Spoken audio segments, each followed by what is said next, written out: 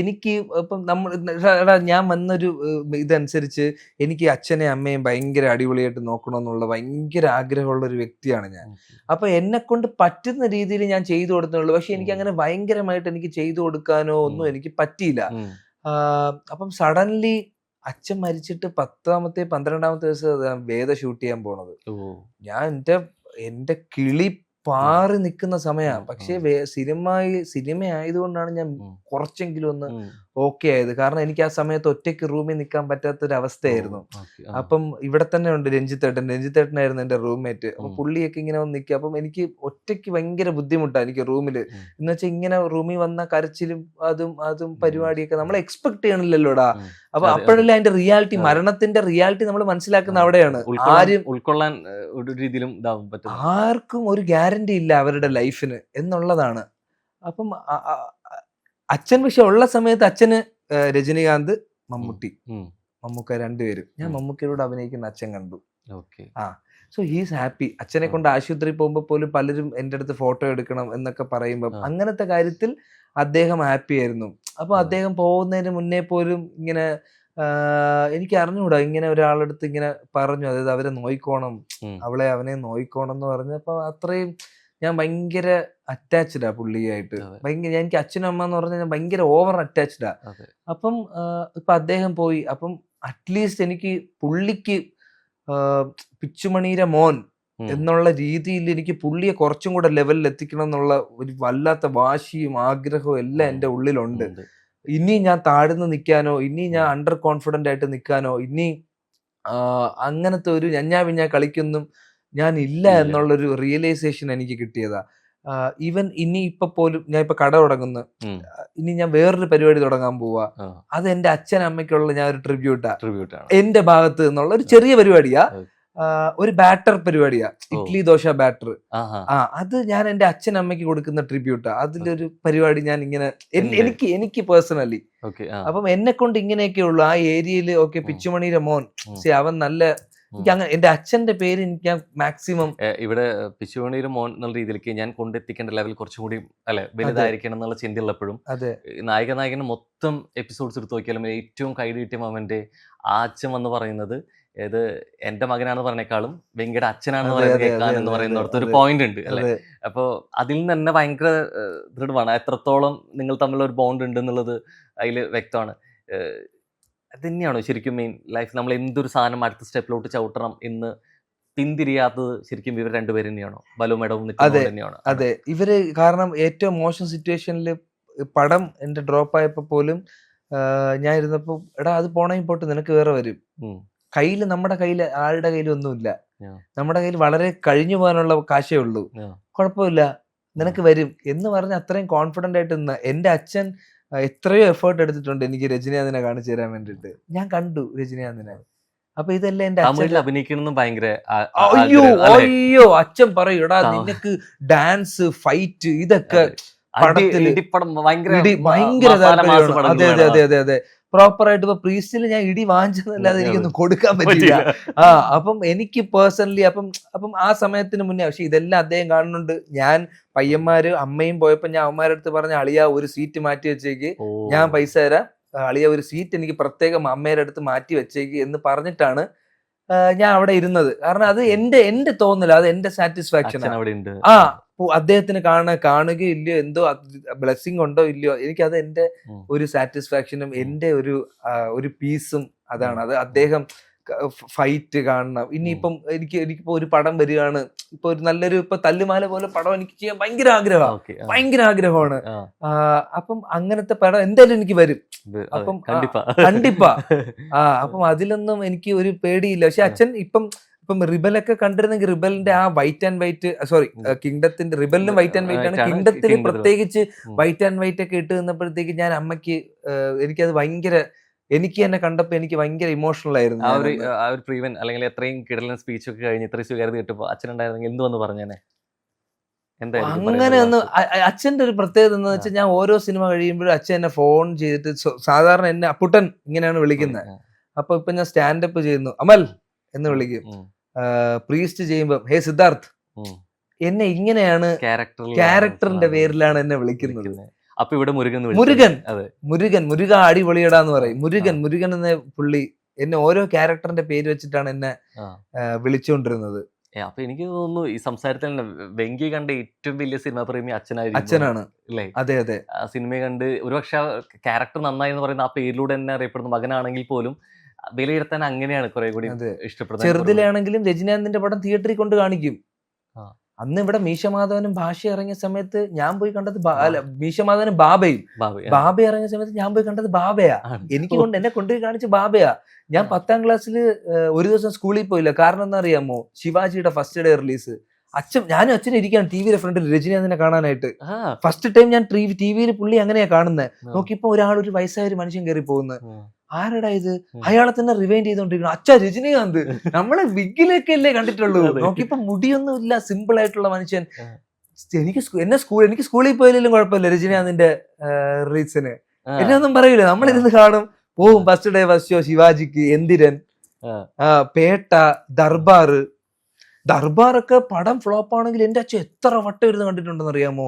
രജനീകാന്തിനെ police വേഷത്തിൽ മറ്റേ ഇത് അത്ര തീവ്ര രസികനാണ്, കൊടൂര രസികനാണ്. അത് തന്നെയാണ് ശരിക്കും പ്രീവെന്റിൽ പറഞ്ഞതും അതുകൊണ്ട് തന്നെ അല്ലേ, തലൈവർ ഫാൻ ആണ് എന്നുള്ള രീതിയിലേക്ക് വന്നത്. ശരിക്കും ഇവിടെ കിട്ടിയത് ജീന ജനറ്റിക്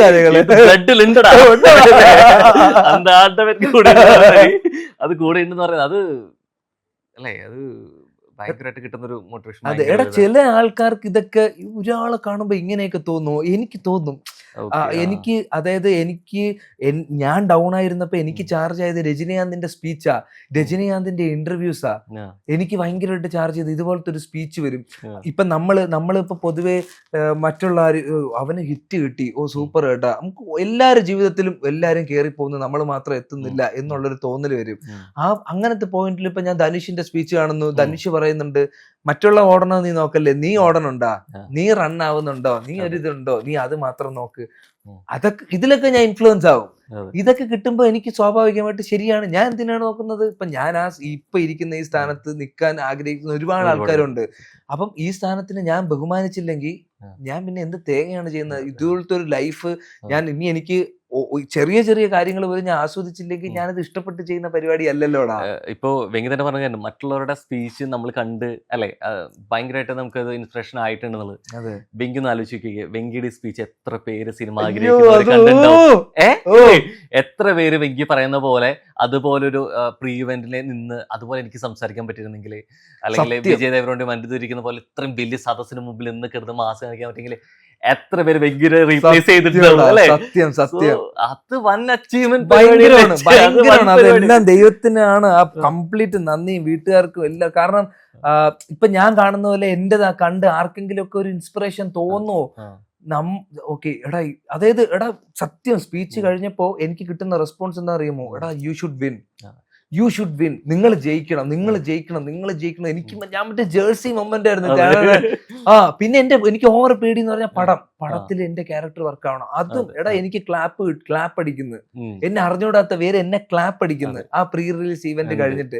അപ്പം ഒരു കോമൺ മാൻ ജയിക്കണമെന്ന് എന്നെക്കാളും അവരാഗ്രഹിക്കുന്ന, അവര് പ്രാർത്ഥിക്കുന്നു എന്ന് പറയുന്ന കംപ്ലീറ്റ് എന്റെ ബ്ലെസ്സിംഗ്. അതെ, അതിൽ ഏറ്റവും വലിയ എടുത്ത കാര്യം വെച്ചാൽ ഒരു പക്ഷേ ഇവിടെ വെങ്കിയുടെ ഇങ്ങനെ സ്പീച്ച് ഭയങ്കര വൈറലായി ഇവിടെ ഒരു സോഷ്യൽ മീഡിയയിൽ ഇങ്ങനെ വന്നുകൊണ്ടിരിക്കുമ്പോഴും ഒരു പക്ഷേ ഇങ്ങനത്തെ വീഡിയോ കണ്ടാൽ നമ്മൾ മുമ്പും വൈറൽ വീഡിയോസ് ശ്രദ്ധിച്ചാൽ മനസ്സിലാവും, ചിലപ്പോൾ കമന്റ്സിൽ കൂടുതൽ ഉണ്ടാവുക മലയാളികളുടെ കമന്റ് ആയിരിക്കും അല്ലെ, കൂടുതൽ ലൈക്ക് വന്ന് സപ്പോർട്ട് ചെയ്യുന്നുണ്ട്. വെങ്കിയുടെ കാര്യത്തിൽ അങ്ങനെയല്ല, വെങ്കി തെലുങ്ക് ഓഡിയൻസും തമിഴും മൊത്തത്തിൽ ആ രീതിയിലേക്ക് അത് ഏറ്റെടുത്തു എന്ന് പറഞ്ഞാണ് അല്ലെ. എടാ എന്നെ അജുചേട്ടൻ വിളിച്ചിരുന്നു, അജു വർഗീസ്. അജുചേട്ടൻ വിളിച്ചിട്ട് എടാ അടിപൊളിയായിരുന്നടാ, ഇതൊരു ഐക്കോണിക് സ്പീച്ച് ആയിട്ട് നിൽക്കൂടാ, ഇത് കാരണം നിനക്ക് പല ഓഫേഴ്സും വരും, പല കാര്യങ്ങളും വരും. വിനീതേട്ടൻ സ്റ്റോറി ഇട്ടു. അപ്പൊ ഇതൊക്കെ എനിക്ക് വിനീതേട്ടൻ സ്റ്റോറി ഇട്ട ജോമോൻ ചേട്ടൻ പറഞ്ഞിട്ടാ. ജോമോൻ ചേട്ടൻ എന്നെ പറ്റി പറഞ്ഞിട്ടാ. ജോമോൻ ചേട്ടനൊക്കെ തങ്കം. അത്ര എനിക്ക് അദ്ദേഹത്തിനെ പറ്റി പറയാൻ പറ്റുള്ളൂ. ഒരു ചേട്ടനെ പോലെയാണ് എനിക്ക്. പുള്ളി പടത്തിലാണെങ്കിലും ഭയങ്കര സപ്പോർട്ടീവ് ആയിരുന്നു. പുള്ളി തന്നെ പറഞ്ഞിട്ടുണ്ട് ഒരു സീനില്, എടാ ഉച്ചിരി പൊടിക്ക് ഒരു സ്റ്റെപ്പ് എടുത്തതില്ല, തിയേറ്റർ മൊത്തം ഞാൻ നിന്നെ നിറച്ചു തരാം.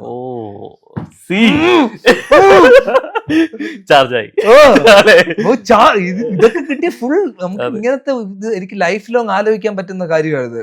അതായത് ഒരു ക്യാമറയുടെ മുമ്പേ നിൽക്കുമ്പോ പോലും എനിക്ക് ലൈഫ് ലോങ് ഇപ്പൊ ക്ലോസ് വെക്കുമ്പം എനിക്ക് പണ്ട് കിട്ടിയ ഒരു എക്സൈറ്റ്മെന്റ് ഉണ്ടല്ലോ, അത് ഒരിടയ്ക്ക് പോയി. ക്ലോസ് ഒക്കെ വരുമ്പോ എനിക്ക് പേടിയാവും.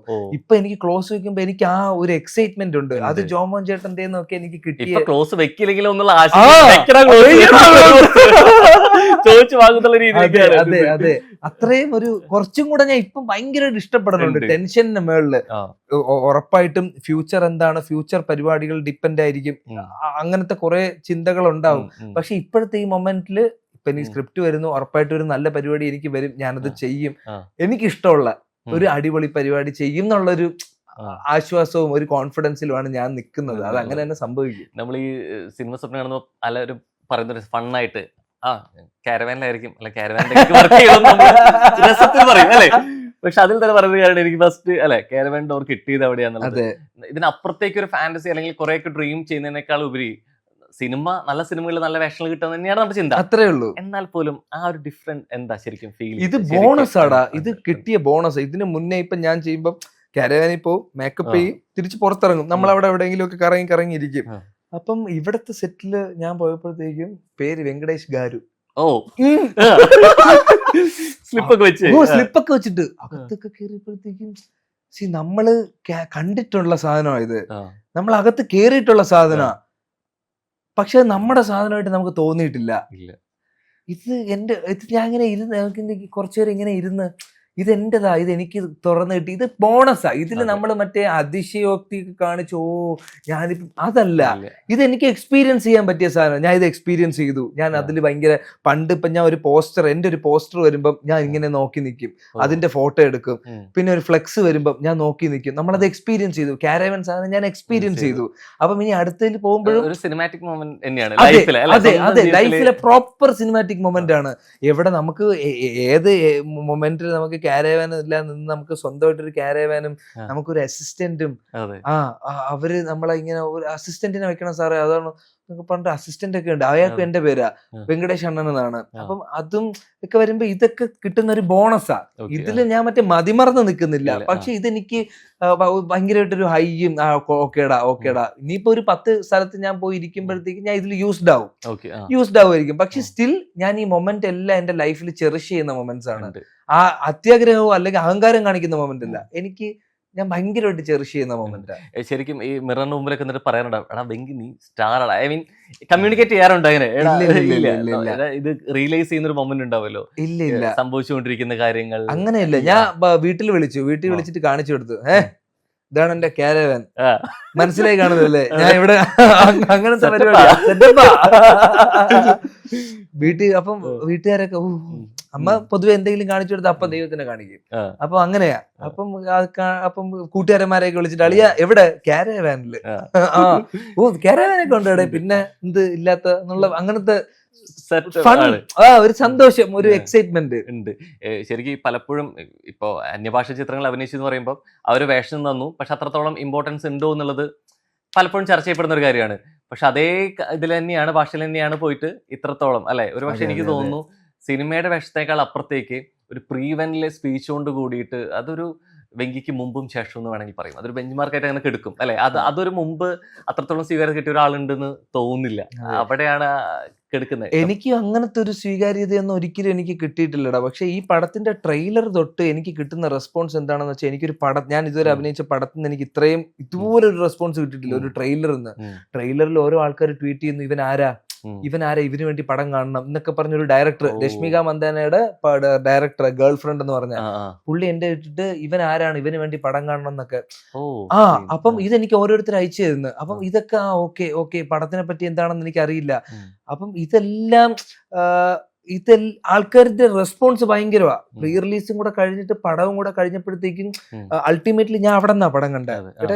ഇവിടെ നമ്മള് മറ്റേ പ്രോപ്പർ ഒരു സെലിബ്രേഷൻ പടം നമ്മൾ കാണൂലേ, ലൈക്ക് ചോട്ടാ മുംബൈ, അല്ലെങ്കിൽ പണ്ട് നമ്മള് മറ്റേ എറിഞ്ഞ് മറ്റേ നിലവിളിച്ച് ഒന്ന് ലൈറ്റ് ഓഫ് ചെയ്യാ, ലൈറ്റ് ഇടാന്നൊക്കെ പറഞ്ഞിട്ടുള്ള ആ ബഹളം ഉണ്ടല്ലോ, അതിലാണ് ഞാൻ കണ്ടത്. കിട്ടിലം എന്ന് പറഞ്ഞാൽ ലൈഫ് ടൈം എക്സ്പീരിയൻസ്. ഞാൻ ഇങ്ങനെ എന്റെ ഞാനിങ്ങനെ തിയേറ്ററിൽ, വലിയ തിയേറ്ററാ, ഇങ്ങനെ നിറഞ്ഞു നിൽക്കുന്ന ആൾക്കാർ കൈയടിക്കുന്നു, ഇതൊക്കെ എനിക്ക് പ്രോപ്പർ സിനിമാറ്റിക് എക്സ്പീരിയൻസ് ആയിരുന്നു. ഞാൻ അവിടെ ഒരു ഉദയഭാനു ആയിരുന്നു ബേസിക്കലി. സലീം കുമാറും ആയിരുന്നു ഉദയഭാനു.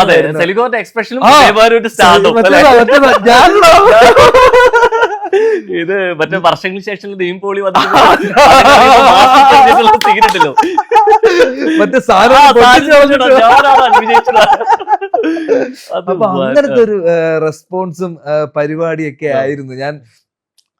ഞാൻ ഒരുപാട് ആഗ്രഹിച്ചിട്ടുണ്ട് കുറെ കോൾസ് വരിക, മെസ്സേജ് വരിക. അപ്പം ഒരു പടം നല്ലതാവുന്നു അല്ലെങ്കിൽ ഒരു ക്യാരക്ടർ നല്ലതാകുമ്പോൾ അവർക്ക് എങ്ങനെയാണ് അവർക്ക് ഈ റെസ്പോൺസ് കിട്ടുന്നതെന്ന് എനിക്ക് അറിഞ്ഞുകൂടാ.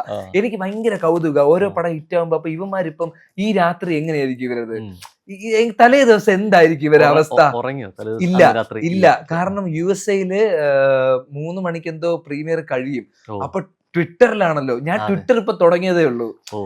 അപ്പൊ ഞാൻ ഇങ്ങനെ സ്വൈപ്പ് ചെയ്ത് റിവ്യൂ അറിയണമല്ലോ. അങ്ങനെ കഴിഞ്ഞിട്ട് ഒരു 5 മണിയൊക്കെ ആയപ്പോ ഒന്ന് കിടന്നിട്ട് ഒരു 8 മണിയൊക്കെ ആയപ്പോഴത്തേക്ക് എണീറ്റു ഞാൻ ഫസ്റ്റ് ഷോ പോവാനായിട്ട്. പക്ഷെ അതെനിക്ക് ഭയങ്കര ഫീലിങ്സാ. ടെൻഷൻ ഉണ്ട്, പക്ഷെ ആ ടെൻഷൻ സൂപ്പർ ടെൻഷനാ. സുഖമുള്ള ടെൻഷനാ. അപ്പം അത് കഴിഞ്ഞു. ഇപ്പം റെസ്പോൺസ്, ഇപ്പൊ കോള് വരുന്നു, എടാ നിന്റെ പരിപാടി കൊള്ളാം എന്നൊക്കെ പറയുമ്പോ എനിക്ക് ആദ്യമായിട്ടാ. ഇതിനു മുന്നേ ചെയ്ത പടങ്ങളിൽ ലക്കിലി എനിക്ക് ക്രിറ്റിസിസം ആണ് ഉണ്ടായിട്ടുള്ളത്. അതിൽ നിന്നാണ് എനിക്ക് കുറച്ചെങ്കിലും ഇമ്പ്രൂവ് ചെയ്യണം, നന്നാക്കണം എന്നുള്ള സാധനം വന്നത്. അപ്പം ആൾക്കാർ കണ്ട് എടാ കൊള്ളാം, കുഴപ്പമില്ല, കൊള്ളാം, ബെറ്റർ ആയിട്ടുണ്ട്, ഫാർ ബെറ്റർ ആയിട്ടുണ്ട് എന്നൊക്കെ പറയുമ്പം ഞാൻ ഭയങ്കര ഹാപ്പിയാടാ. ഇനിയിപ്പം അടുത്ത പടത്തിൽ ഇനിയിപ്പം ഞാൻ വേറൊരു ജോണർ ചെയ്യുന്നത്, അത് എങ്ങനെ വരുമെന്ന് എനിക്ക് അറിയണ്ട. ഞാൻ എന്റെ ഏറ്റവും ഫുൾ എഫേർട്ട് ഇട്ടായിരിക്കും ഞാൻ ചെയ്യുന്നത്. അതും ആൾക്കാർ നല്ലതെന്ന് പറഞ്ഞാൽ എനിക്ക് ആ ഒരു ജോണർ ഞാൻ ട്രൈ ഔട്ട് ചെയ്തു. എനിക്ക് അങ്ങനെ എല്ലാം എക്സ്പീരിയൻസ് ചെയ്യണമെന്നുള്ള ഭയങ്കരമായിട്ടുള്ളൊരു ആഗ്രഹമുണ്ട്.